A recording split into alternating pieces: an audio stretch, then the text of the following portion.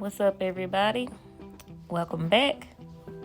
In this video, I'm going to show you all how I draw my roses and how I shade my roses for my tattoos. Right now, I'm just doing a simple sketch of a rose and I'm adding a few leaves. And I'm going to go in depth at how I do my shading and how I will apply this to the skin.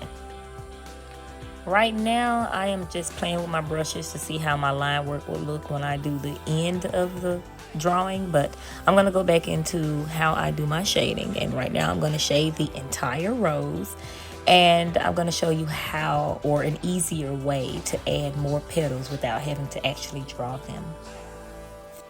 So the way I like to shade with my roses is I like to start in the crease or in the tight corners with a very heavy black. And then I would fan out with my pencil, pen, paintbrush, whatever I'm using, and make the ends of the petals lighter. So that's what you'll see me doing here. I'm just going in, testing out different brushes to see how well it blends. And I like to go ahead and blend them. You don't want to have a very dark, hard edge, and then it's just that hard edge inside the rose. And it's not really any shading or any gradation between the two colors. So I like to make sure I blend them so it can look like a gradation of black going into grays and light colors. You also want to know where your light source is coming from. Right now, I'm just coloring it based off of memory or based off of how I want to shade it.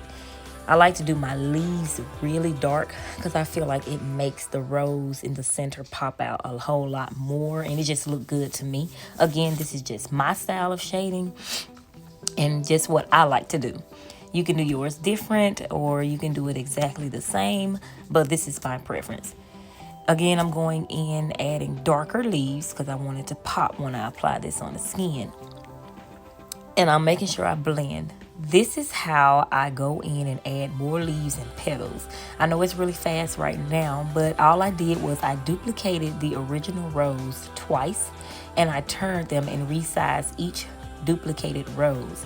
So I just turned them and I'll erase out the extra rose petals and keep the ones along the edge so I can keep those different leaves and those different petals. And this made the petal or the rose petal a lot bigger and a lot more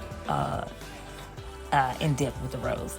So now I'm just going in to add the outline so I can create my stencil, because I have the completed drawing of the rose. Now I want to create my stencil. I'm using I'm doing these little small dots and these little different lines to show where my shading is going to be for the stencil, and I'm going to actually use my picture as the reference. So here is an in-time recording of what the stencil actually looks like.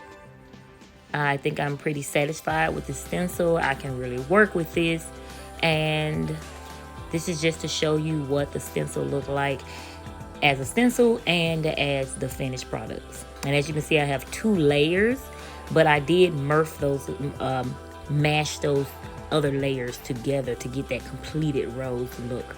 But I really hope you guys enjoyed this video. I hope you learned a lot. If you would like to see more videos like these, just leave a comment and let me know.